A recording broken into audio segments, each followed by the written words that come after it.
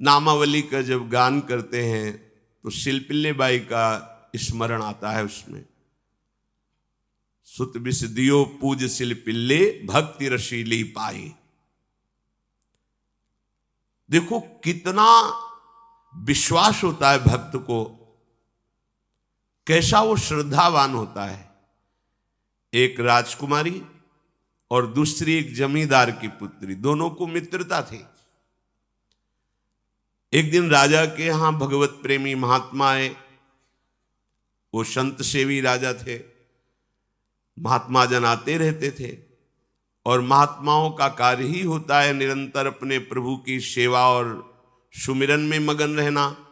सेवा सुमिरन ये बहुत बड़ी सामर्थ्य है। अगर हम हर समय सेवा और सुमिरन में रहें तो कभी कोई माया प्रपंच हमें परास्त नहीं कर सकता। जहां हम सेवा सुमिरन से अलग हुए वहीं माया का प्रभाव पड़ता है। भगवान का शालिग्राम स्वरूप उनके पास था, खूब भाव से सेवा कर रहे थे। और नवीन अवस्था की कोमल हृदय वाली ये दोनों सखियां देख रही थी। इनके मन में आया ऐसे हम भी ठाकुर सेवा करेंगे। देखने से सुनने से हमारे हृदय में प्रभाव पड़ता है। गंदी बातें देखेंगे, गंदी बातें सुनेंगे, उसी का चिंतन होगा, हृदय गंदे आचरणों की प्रेरणा वाला बन जाएगा। अगर हम भागवतिक बातें सुनेंगे, भागवतिक दर्शन करेंगे तो भागवतिक चिंतन होगा, हृदय भागवतिक प्रेरणा वाला बन जाएगा।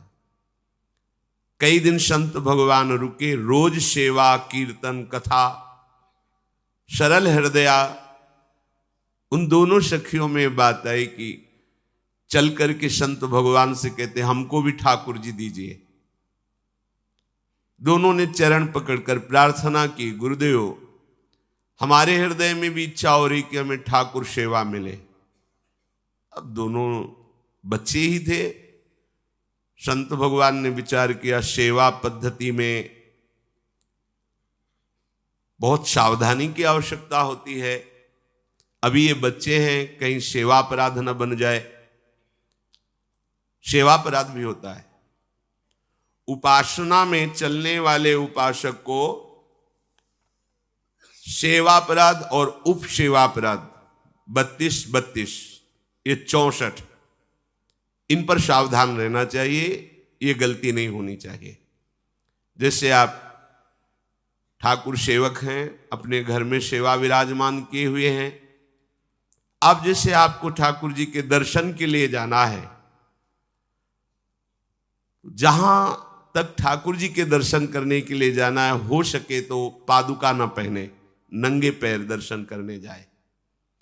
यदि आप में ऐसी सामर्थ्य नहीं है किसी कारण से, तो सीढ़ियों में पादुका नहीं पहनना चाहिए। जहां से मंदिर की सीढ़ियां हैं, पादुका उतार कर माथा रखकर सीढ़ी में फिर चढ़ना चाहिए।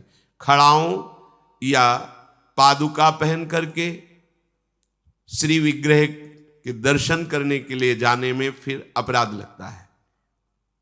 अरे अपने मालिक के दर्शन करने जा रहे हैं, स्वामी के दर्शन करने जा रहे हैं, प्रभु के दर्शन करने जा रहे हैं, तो अपनी कुटिया से और मंदिर तक नंगे पैर जाना चाहिए। ये भावना रखनी चाहिए। भरत जी जा रहे हैं प्रभु के दर्शन करने के लिए, अयोध्या से पैदल ही चले थे, तो सुकुमार चरणारविंद तो बड़े बड़े फफोके छाले पड़ गए थे। वशिष्ठ जी ने देखा, सबने मिलकर भरत जी से कहा पालकी पे बैठ जाइए। तो उन्होंने कहा हाँ, मेरे प्रभु यहां नंगे पैर चले हैं और मैं पालकी पे बैठ जाऊं? उचित तो यह है कि अपने प्रभु के दर्शन के लिए मैं जा रहा हूं, तो जहां जहां प्रभु के चरण पड़े वहां मेरा शीश पड़े, अर्थात सिर भर जाऊं। उचित मोरा सबते सेवक धर्म कठोरा। यहां मैं सर के बल चल के जाऊं पर असमर्थ हूं। तो आप कह रहे हैं पैर में छाले पड़ गए, आप सवारी में बैठ जाइए। ऐसा नहीं हो सकता। तो अपने प्रभु के दर्शन करने के लिए जब जाए तो हो सके, सामर्थ्य हो तो पादुका न पहने, कोई खड़ाऊं चप्पल जूता आदि ना पहने। अगर पहने हैं तो बस सीढ़ी तक ही पहन कर जाए, ऊपर सीढ़ियों के नहीं। इतने सुकुमार मत बनो, ये आग में जलाया जाएगा शरीर, ये गाड़ दिया जाएगा शरीर, इससे ज्यादा प्यार ना करो। अब इतना दृढ़ विश्वास कि ये बच्चे हैं, सेवा भाव कैसे पूर्ण कर पाएंगे? तो उन संत भगवान ने दोनों बच्चियों से कहा, आप कल ठाकुर जी लाएंगे, हम आपको दे देंगे। तो गांव में घूमे तो आसपास गोले गोले से पत्थर मिले, पत्थर लाए 2 और कहा कि ये लो तुम्हारे ठाकुर जी हैं। दोनों को दिया। देखो गुरु वचनों पर और गुरु प्रदत्त सेवा वस्तु पर कितना भाव होना चाहिए। उन्होंने दृढ़ विश्वास किया कि मुझे भगवान गुरुदेव ने दिया, ये भगवान है मेरे। दोनों ने अपने हृदय से लगाया। अब एक जमींदार की पुत्री थी, एक राजकुमारी, स्वर्ण के सिंहासन में, और उनका नाम रखा शिल्पिल्ले ठाकुर। शिल मतलब पत्थर, तो उनका तुम्हारे ठाकुर का नाम शिल्पिल्ले गोविंद है। दोनों सिंहासन पर रखकर आराधना करती। भाव प्रतिपल बढ़ता गया, नाम निरंतर जप। गुरु प्रदत्त ठाकुर पर विशेष चमत्कार हृदय में प्रकट होता है यदि उन्हीं की नियमावली से चलो। अपने मन से बाजार से खरीद लाए, विराजमान किए हैं, कभी सेवा की कभी नहीं की, वो भी अच्छा है, कम से कम भागवतिक भाव तो है। लेकिन सिद्धि जो प्राप्त होती है वो गुरु कृपा से, गुरु प्रदत्त ठाकुर से। जैसे धन्ना जी को भांग के बट्टे में ठाकुर जी प्रकाशित हो गए, गुरु प्रदत्त। अब ये सखियां जब बड़ी हुई तो इनके ब्याह की बात थी। तो जो राजकुमारी थी उनका राजकुमार से किसी से ब्याह तय हुआ, ब्याह हो गया। अपने माता पिता से जब विदाई ली तो अपने ठाकुर जी को जो सिंहासन में थे, सिंहासन से एक सुंदर पेटी में से और गोद में रखकर, और अंदर ही अंदर जल रही है कि प्रभु मैंने प्रीतम आपको माना है, संसार के व्यवहार में ये प्रीतम बना हुआ है, पर प्रभु हमारे प्रीतम 2 नहीं हो सकते, हमने हृदय से आपको माना। इसी विचार में वो बड़ी उदास है। पहले पालकियों में ऐसा राज सैनिक चल रहे हैं, पालकियों में वो बहू जा रही है और राजकुमार घोड़े पर। राजकुमार बार बार पालकी के समीप जाता, दर्शन करने की इच्छा होती है ना, तो उदास देखता, मन में बड़ी गिलानी हुई। उसने कहा, एक नदी थी, उसने कहा यहां हम थोड़ी देर विश्राम करना चाहते हैं, राजकुमारी की पालकी रखी जाए और सैनिक दूर खड़े हो। तो राजकुमार वैसे ही आज्ञा हुई। तो बात करना चाहते हैं पर वो ना देखती है और ना बात करती है। और इतना सुंदर रूप, क्योंकि ब्रह्मचारिणी और भगवत आराधना। अब उसके हृदय में जलन हुई कि ऐसा क्या है जो हमसे बात नहीं कर रही। बस बार बार ऐसे पिटारी खोल के ऐसे ठाकुर जी को देखती। नाम जप और सेवा के प्रभाव से वो सिल नहीं रह गया था, वहां उसको सांवरे श्याम सुंदर की झांकी मिलती थी। जब अपने शिल्पिल्ले ठाकुर जी को देखती तो ललित त्रिभंगी श्री लाल जो महाराज श्याम सुंदर दिखाए, अत्यंत आसक्ति। गुरु प्रदत्त किसी भी शब्द में, किसी भी वस्तु में दिव्यता होती है, बस हमारी भावना होनी चाहिए। अरे बोले ये हम नहीं दे सकते, ये गुरु प्रदत्त है, नहीं हम प्राण दे सकते हैं, लेकिन ये नहीं। जिसका गुरु वचन पर, गुरु प्रदत्त वस्तु पर, गुरु प्रदत्त ठाकुर पर दृढ़ निष्ठा हो गई, वही सिद्ध हो जाता है। अब उसने समझ लिया कि पिटारी में जो कुछ है यही हमारे और राजकुमारी के बीच में बाधा है। 2-4 दासियों को बुलाया और कहा इनको बातों में उलझाओ, पिटारी पीछे हमें दो।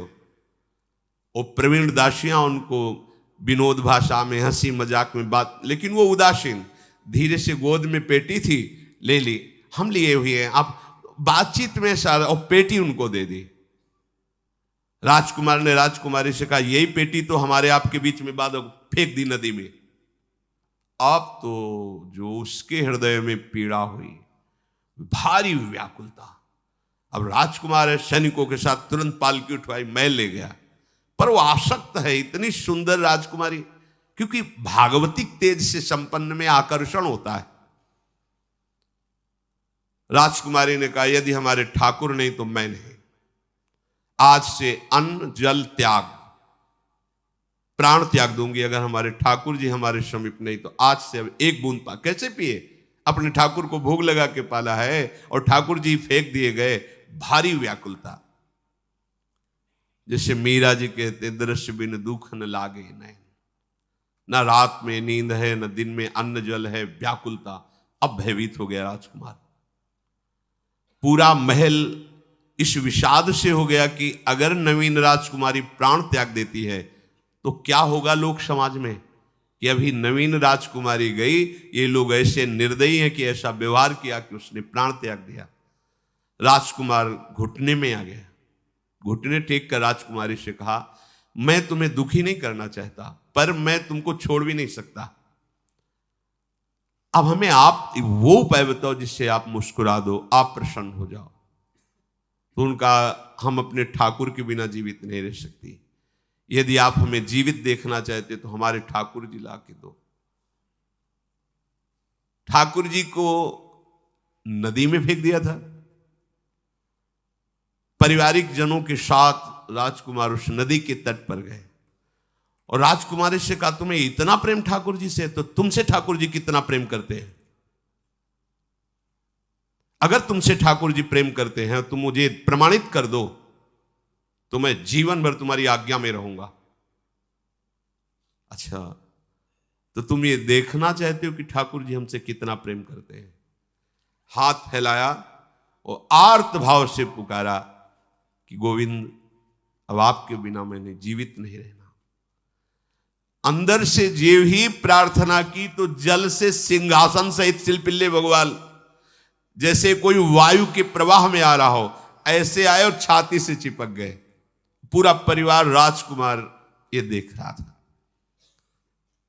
हृदय से ठाकुर जी चिपक, जीवन भर के लिए दासत्व स्वीकार कर लिया और कहा, जैसी आप आज्ञा करोगे। जैसे मीरा जी, जब राणा जी से ब्याह हुआ तो प्रथम मिलन की रात में मीरा जी ने कहा, सावधान, तुम हमारे पति नहीं हो, मेरा सुहाग गिरधर से है, श्याम सुंदर ही मेरे पति हैं। व्यवहार में तुम पति बने हो। यदि हमारी बात समझ पा रहे हो तो जीवन में कभी हमारा स्पर्श मत करना। ये जीवन केवल गिरधर के लिए, दूसरे के लिए नहीं। उतर गए शैया से और जैसे सेवक होता है, बोले, अहो भाग्य, मुझे ये सौभाग्य मिला कि इतनी महाभागवती की सेवा करने का। एकांत में मैं सदैव तुम्हारे शिष्य की तरह बर्ताव करूंगा, पर समाज में तुम्हें बहू की तरह बर्ताव करना होगा, नहीं तो लोग जीने नहीं देंगे। समाज में पत्नी की तरह और एकांत में गुरु शिष्य के। तुम हमारी गुरु होगी और हमसे ऐसा ही बर्ताव राणा ने जी, ऐसा ही उस राजकुमार ने दी। हमारी भागवतिक निष्ठा ऐसी होनी चाहिए कि जो गुरु जी ने मंत्र दिया है, जो गुरु जी ने उपासना दी है, उसमें दृढ़ विश्वास होना चाहिए। हमारे अंदर किंचन मात्र फिसलाव नहीं होना चाहिए।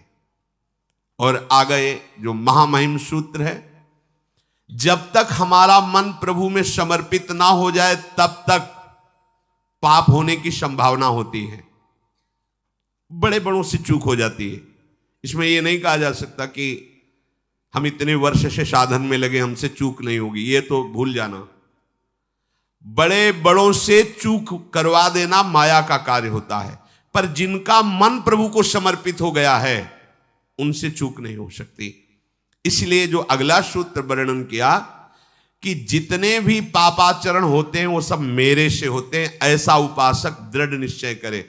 ऐसा नहीं कि पापाचरण भगवान से, भगवान करा रहे हैं। जिन लोगों का एक प्रश्न होता है कि जब सब कुछ भगवान करा रहे हैं, भगवान की इच्छा के बिना पत्ता भी नहीं हिलता, तो जो हम पापाचरण, गलत आचरण, वो भी तो भगवान ही करा रहे हैं।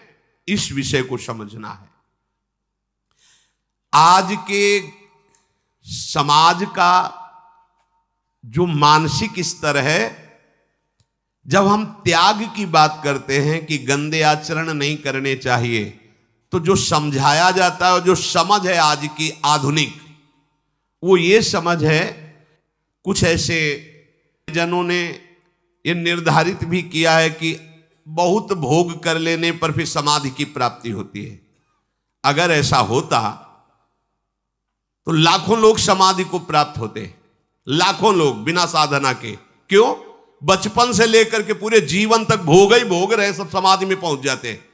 प्रायः सबके दिमाग में बात बैठी है कि अगर हम भोग ले तो हम मन को समझा सकते हैं, लेकिन आप बात अनुभव की समझ लीजिए कि आप भोगने के लिए जो ही गए तो मन के गुलाम बन करके गया, वो कभी तुम्हें मुक्त होने का अवसर नहीं देगा। और आज तक किसी ने भी ऐसा नहीं कहा भोग भोगने के बाद कि आज के बाद मैं प्रण करता हूं, मैंने जान लिया कि इसमें सुख नहीं है, आज के बाद कभी भोग नहीं भोगूंगा। कभी किसी ने नहीं कहा। सबको इस दलदल में गिरने के बाद सदगुरु या भगवान ने ही निकाला है, स्वयं आज तक कोई निकल नहीं पाया, कोई नहीं निकल पाया। ये ऐसा दलदल है। पर लोगों की भ्रांति रहती है कि ये जो मेरा मन जिन भोगों के लिए लालायित हो रहा है, उन भोगों को खूब भोगूं, फिर बाद में अनुभव जब हो जाएगा तब हम इनका त्याग करके फिर भजन मार्ग में चलेंगे। जो भजन मार्ग में चलते हैं उनके मन में भी लगा रहता है कि अगर एक बार भोग लूं तो मन को समझा तो सकता हूं। यह है आधुनिक सोच, यह है हमारे मानसिक सोच का स्तर। सब लोग देख लीजिए।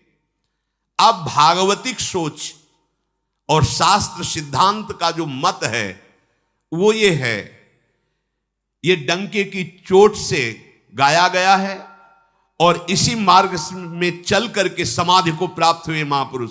एक भी कोई ऐसा समाधिस्थ महापुरुष बता दिया जाए विश्व में जिसने भोगों के भोगने के बाद समाधि को प्राप्त हुआ हो। जैसे हम भोजन कर लेते हैं तो लगता है अब कुछ नहीं, लेकिन 6 घंटे व्यतीत होते होते पर्चा बन जाएगा कि ये चीज फिर चाहिए खाने को।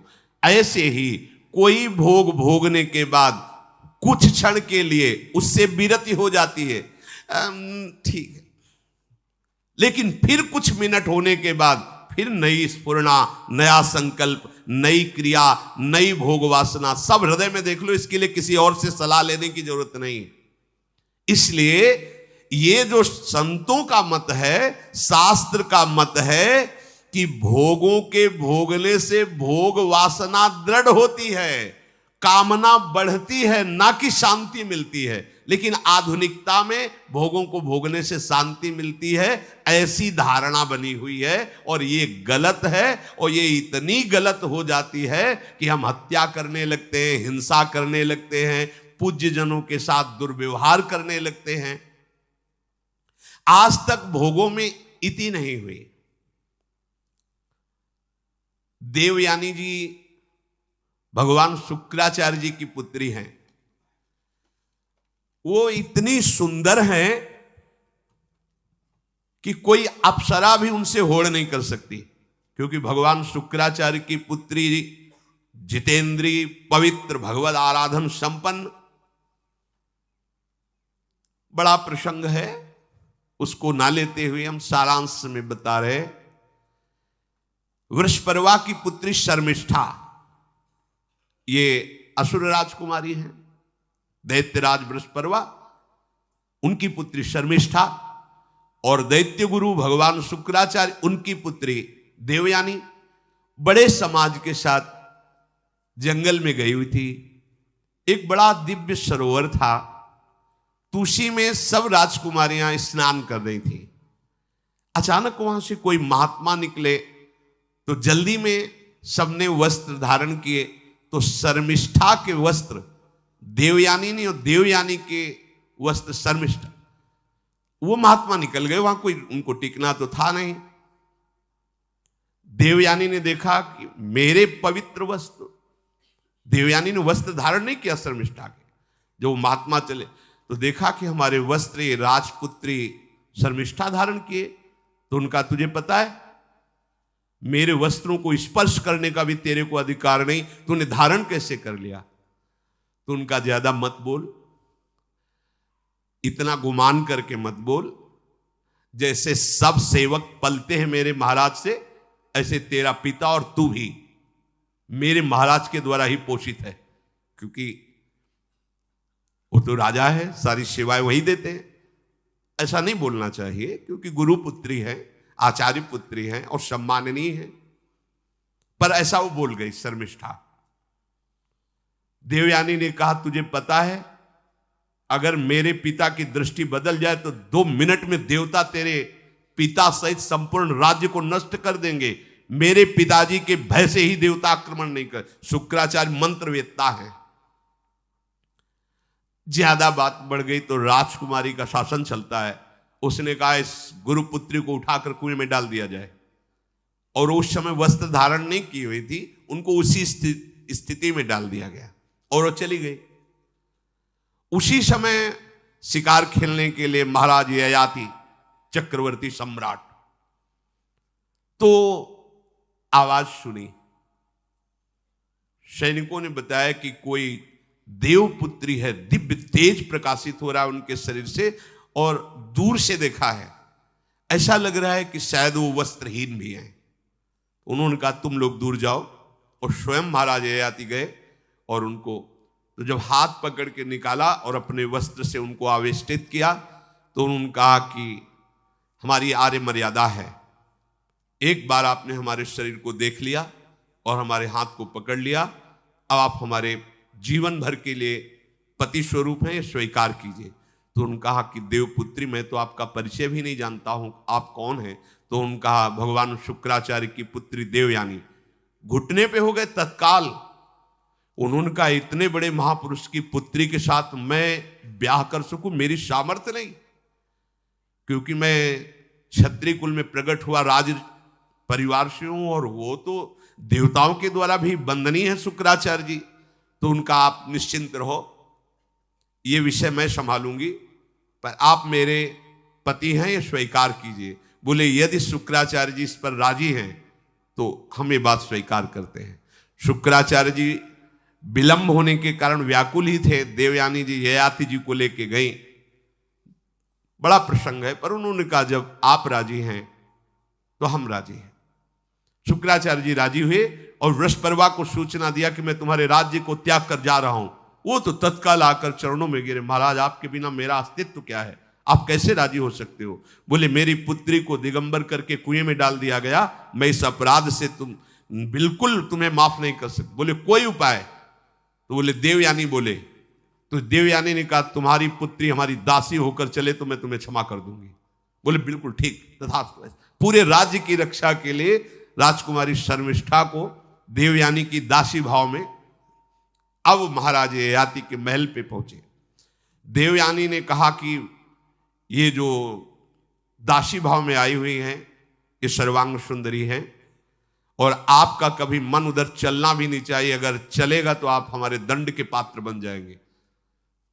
स्वीकार कर लिया और बहुत दूर उनके लिए महल का निर्माण करवाया और वो सेवा में आती रही। कुछ समय के बाद जब देवयानी जी के पुत्र हुए तो वन विहार के लिए अपने पुत्रों को लेकर चली, तो उधर शर्मिष्ठा के 2 पुत्र हो चुके थे, इनको पता भी नहीं था, और वो दौड़ कर आए, ययाति को पिताश्री कह करके आलिंगन किया।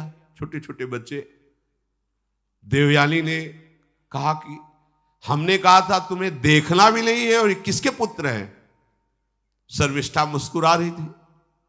देवयानी ने कहा अब तुम्हें दंड देंगी ही देंगी, और चली गई भगवान शुक्राचार्य जी के पास। ययाति भयभीत होकर के गए और शुक्राचार्य से प्रार्थना करे क्षमा कीजिए मुझसे गलती हो गई।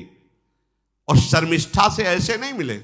शर्मिष्ठा ने कहा था कि आप जानते हैं कि मैं दासी नहीं हूं, मैं राजकुमारी हूं, ईर्ष्यावश दासी बना करके लाई गई हूं, और मेरी सखी के पति हो इसलिए आप मेरे भी पति हो, मेरा अधिकार है आपसे संतान उत्पन्न करने का, शास्त्रीय सिद्धांत है।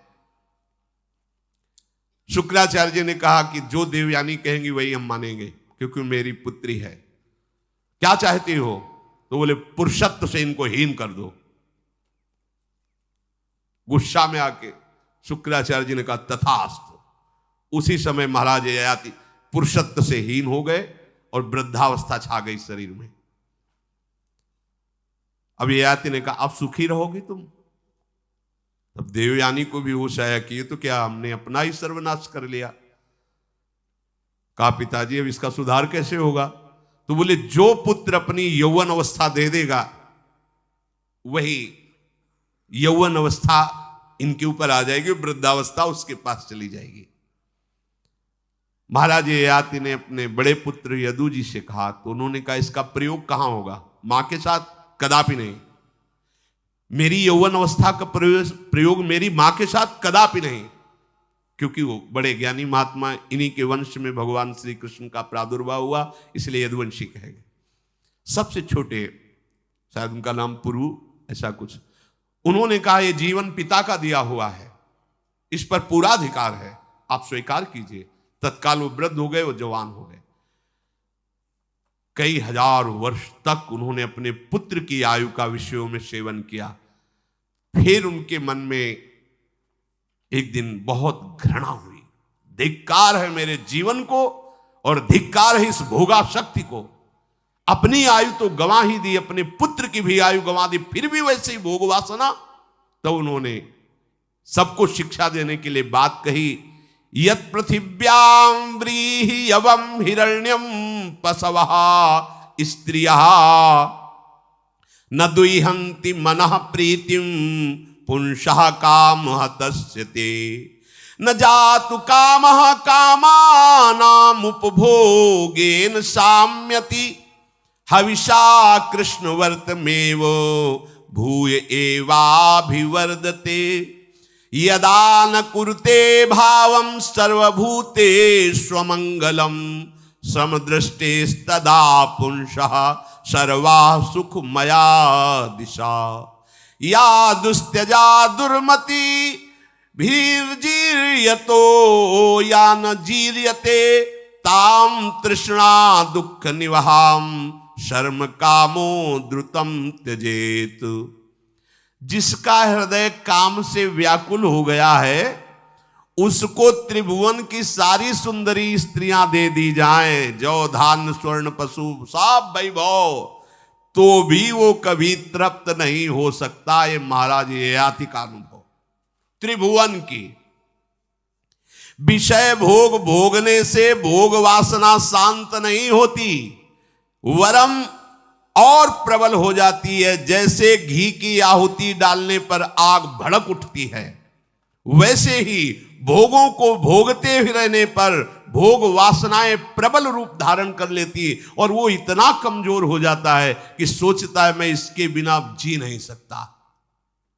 जब मनुष्य किसी भी प्राणी से राग कर बैठता है तो उसके हृदय की सामर्थ्य नष्ट हो जाती है। किसी भी, देखो ना, छोटे छोटे नशाओं में इतना हम आसक्त हो जाते, अब हम इसके बिना जी नहीं सकते। किसी भी वस्तु का जब हम भोग करते, इसके बिना जी नहीं सकते। इसलिए सबको संदेश महाराज ययाति देते हैं, यदि तुम अपनी कामना को शांत करने वाले, रोकने वाले बन गए तो दसों दिशाएं तुम्हारे लिए सुखमयी हो जाएंगी। विषयी पुरुष को तृष्णा रात दिन जलाती रहती है, बहुत भोग भोगने पर भी वो कभी शांति या तृप्ति प्राप्त नहीं कर पाता। इसलिए जब हम भगवत मार्ग में चलते हैं तो ये तृष्णा और कामना ये डाइन की तरह हमारे हृदय में लगी रहती है। तृष्णा, भोगे हुए भोग को बार बार भोगने की इच्छा, कामना, सुने हुए देखे हुए भोगों को भोगने की इच्छा। तो उपासक जब तक अपने मन को प्रभु में नहीं दे पाता, तब तक मन ये धोखा दे देता है। इसलिए बहुत सावधान रहना चाहिए।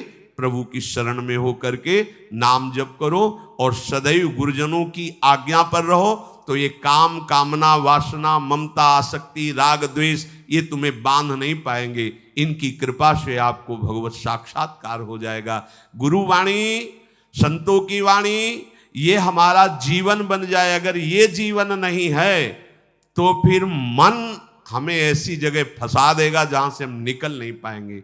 इसलिए सावधान होकर जीवन व्यतीत कीजिए। बड़ा अमूल्य जीवन है, अमूल्य जीवन का लाभ है भगवत प्राप्ति, भगवत साक्षात्कार। श्री राधा वल्लभ लाल।